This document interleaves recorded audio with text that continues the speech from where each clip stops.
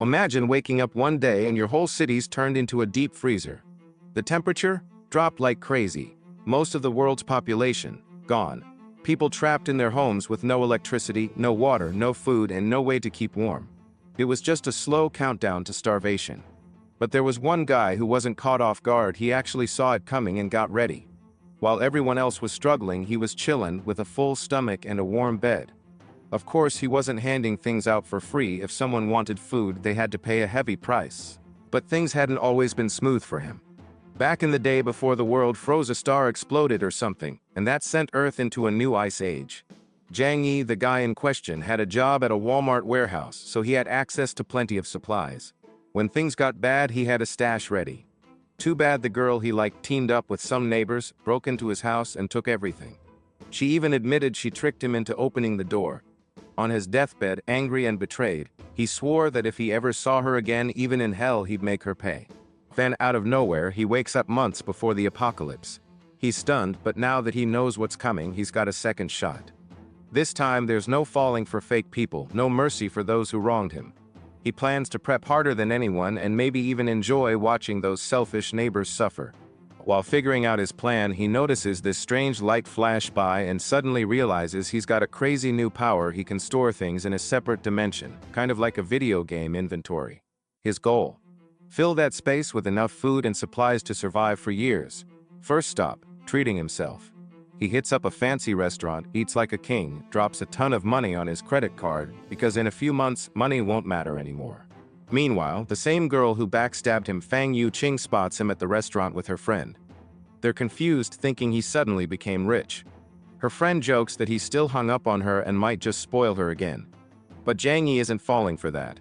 He remembers how she acted all sweet and innocent in his past life, only to rob him blind, literally took everything, even messed up his arm. Right now he wants to get back at her, but he knows jail isn't worth it. He'll wait. So he flashes his bank card and casually asks if they want to join him for some supermarket shopping. They agree, thinking they'll benefit somehow. While shopping, they wonder why he's buying so much. He jokes that you never know when the world might end, better safe than sorry. They start complaining about doing all the heavy lifting, acting like he owes them something for helping. He just smiles to himself, knowing payback's coming. At the checkout, his aunt and her bratty grandson show up. The kid tries to steal his cart and the aunt demands he share. Jang Yi snatches it back, says he'll eat it all himself. The kid throws a tantrum and starts yelling at him, so Jang Yi snaps back, threatening to knock his teeth out if he doesn't quit it. The kid bursts into tears. His aunt scolds him for arguing with a child, saying she'll pay for the chocolate later.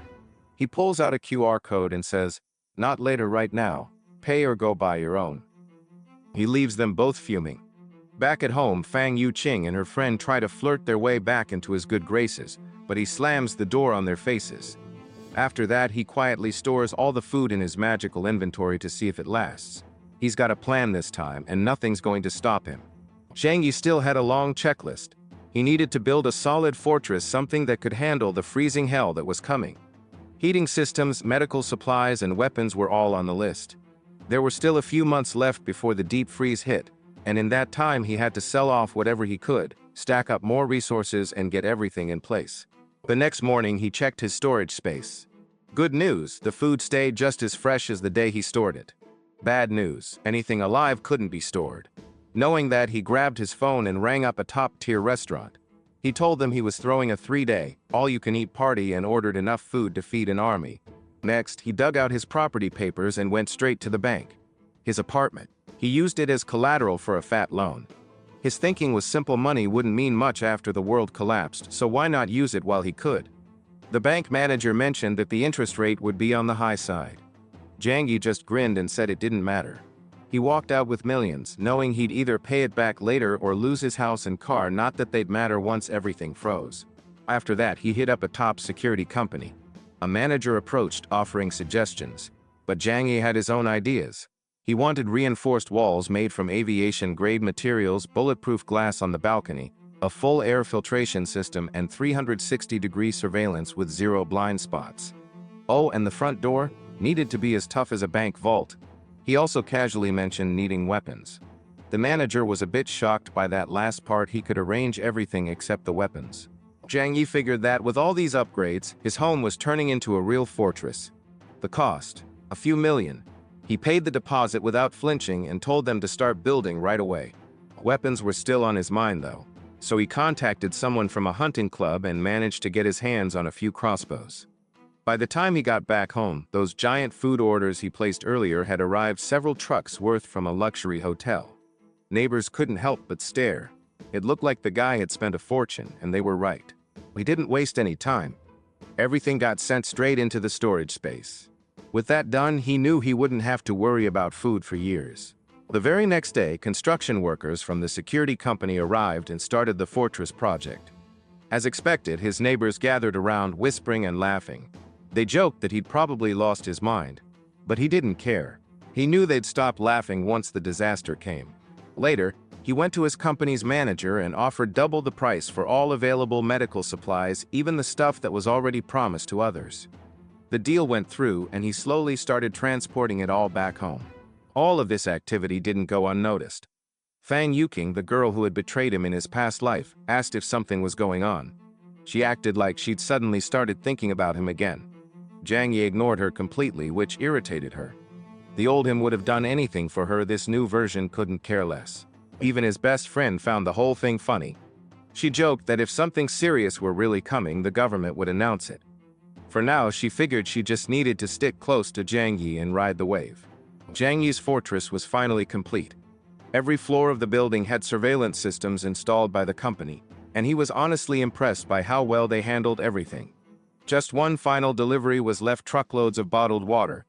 The drivers came one after another, and among them was his Uncle Yu, who also lived nearby. The man looked a bit puzzled seeing so many gallons of water being unloaded.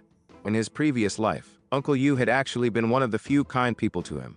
So Zhang Yi quietly leaned in and told him, "This winter's going to be brutal. Better start stocking up, just in case."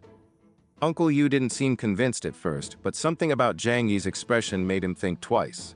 "Get back to work, you lazy old man," Zhang Yi joked, waving him off with a smirk. In the weeks that followed, he stayed focused, spending every bit of cash he had left on more supplies and practicing his archery skills daily. The freezing point was getting close, and the weather had already started acting strange.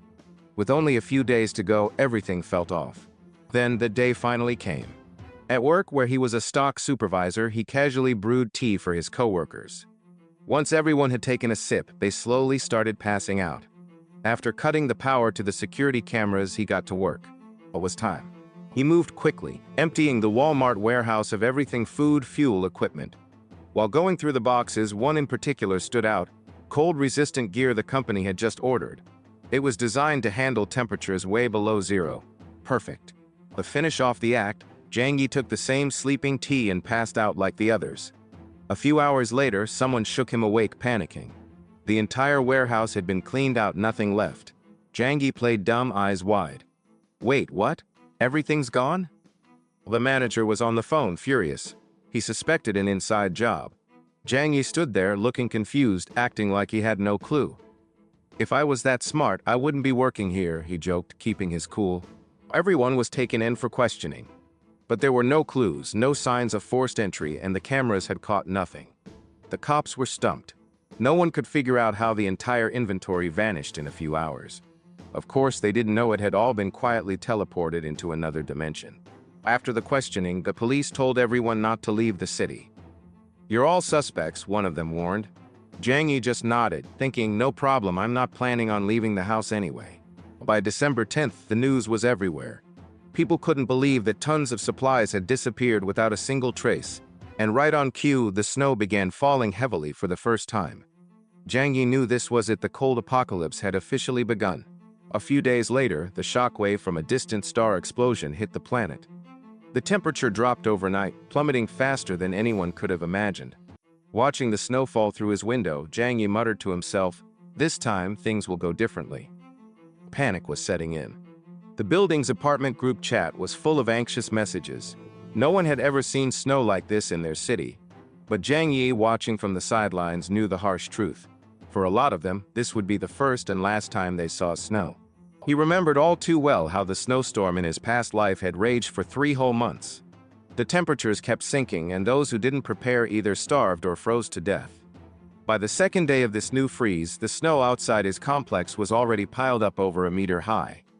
Even with their heaters cranked to full, people inside were shivering and desperate. But inside Jang Yi's apartment, things were very different. With multiple heaters running and all the supplies he'd gathered, he was warm, full, and comfortable, ready to wait it all out while the world outside turned to ice. After a solid night's sleep, Jang Yi was woken up by his phone buzzing like crazy. It was none other than Fang Yuking, acting all innocent and playful on the call. She started whining, asking if he knew the temperature had dropped drastically and why he didn't tell her anything, even though she likes him so much. Now she was freezing, stuck with nothing but instant noodles.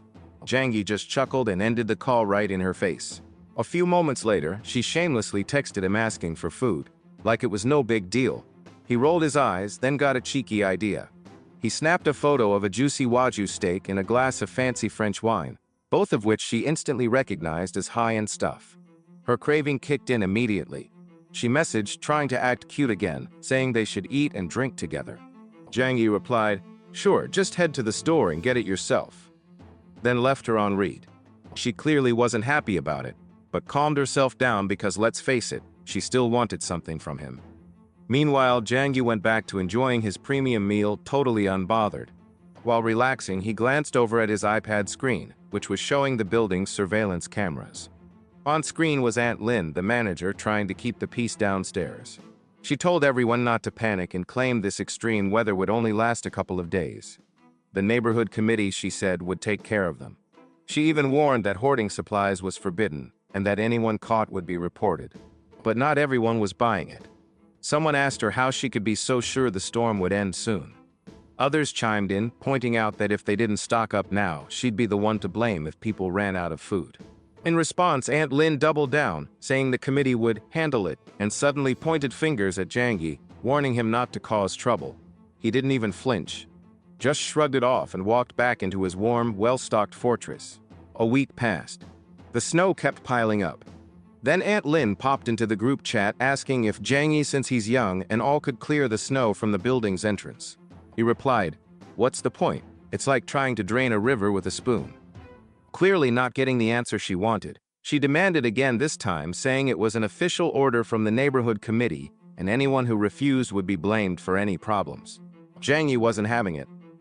"Why not ask the rich guys in the building?" he suggested. "Chun Jiang runs a construction company, he's got workers for this. And Xing Song? He's loaded. Let him pay someone." That hit a nerve. Lin's authority in the group chat basically crumbled. Frustrated, she tagged both Chun Jiang and Xing Song, telling them to come help with the snow. Chun Jiang was instantly pissed off, especially with both Lin and Jang Yi, as if Jang Yi had taken over the whole building. Meanwhile, Xing Song dropped a voice message sounding annoyed, saying he was too busy making money and sent a photo to prove it. Lin didn't even dare argue with the rich guy, but kept blaming Jang Yi for the chaos. He didn't even respond, just let her rant into the void. That wasn't enough for her, though. She called him directly, clearly losing it. But Jang Yi didn't hold back this time. "If you keep running your mouth and bothering me, I swear I'll kill you," he said, his voice calm but deadly serious. Aunt Lin went dead silent on the other end, shaking with fear. She ended the call and stayed quiet in the group. While he was having his meal, a loud bang echoed from the front door. Outside, Chen Jiang was yelling, accusing him of stirring things up in the group chat and turning others against him. Said he was going to end him right there. Jang Yi didn't panic. He picked up his bow and walked to the door while Chen Jiang kept kicking it. Without saying much, Jang Yi aimed through the tiny gap and asked who was going to be the one to finish the other first. In one quick move, he shot an arrow straight at Chen Jiang's shin. Peeking through the peephole, he saw the guy lying on the ground, groaning non-stop. No one would have guessed that this calm, harmless-looking guy could act like that. What Chen Jiang didn't realize was that this was just the start of Jang Yi's payback. With the freezing cold, things could get worse for him. If he didn't get help soon, he might just lose his leg or his life. He barely made it to the elevator, not believing that this kid, someone he'd only come across a few times, could do that to him. It hit him then Jang Yi had actually wanted to kill him. That realization shook him. He grabbed his phone and tried to call for help, but the snowstorm had cut everything off. No one could come, so he had to take care of it himself. Using the cold to numb the pain, he pulled the arrow out on his own. Then, furious, he grabbed his phone again and sent a message in the group, threatening Jang Yi and warning him to watch what he said. Claimed he'd come back and finish him. But Jiangyi wasn't scared. He replied straight up that if Chen Jiang showed up again, he wouldn't leave alive. That message sent a shockwave through the group chat. People couldn't believe someone had actually stood up to Chen Jiang like that. Raging, Chen Jiang made some calls. Soon enough, a small army showed up at Jiangyi's place, all of them carrying some kind of weapon. Baldy, their leader, shouted that Jiangyi had crossed the line and today was his last day. But when he went to break the door down with a sword, the sword snapped and he got thrown back. Shaken, he realized the door wasn't wood, it was full on metal. Suddenly, it wasn't just about revenge, they were wondering how many enemies this kid had to protect himself like that. Inside, watching them through the cameras, Jiangyi figured they looked weak and probably starving. That gave him an idea. He grabbed a hose, hooked it to the kitchen tap, and waited. As the door opened just a bit, the group froze for a second, confused. No arrow, no danger, right? That's when the freezing water sprayed out, hitting them all hard. Some fell right away, others tried to run, but only a few got away. Seeing that made Jiangyi feel pretty proud. Out in that weather, cold water was more brutal than any weapon. At Chen Jiang's place, the few who escaped were shivering and huddled together. Furious, Chen Jiang demanded to know what went down. They explained everything, how Jiangyi had reinforced his door and how he used water to freeze them out. Chen Jiang wasn't letting it go. He ordered men to guard Jiangyi's place round the clock. Told them to catch him the second he stepped outside. Meanwhile, in another part of the neighborhood, an older man and his group tried to clear snow and make a path to the supermarket. But like Jiangyi said, the snow was falling faster than they could shovel. Eventually, they gave up and turned back. Watching them, Jiangyi quietly thought about how human strength alone couldn't win against something this big. Even though the news kept telling everyone things were under control, Jiangyi knew the truth. Most of the world's population had already frozen to death in this snow disaster. That hit hard.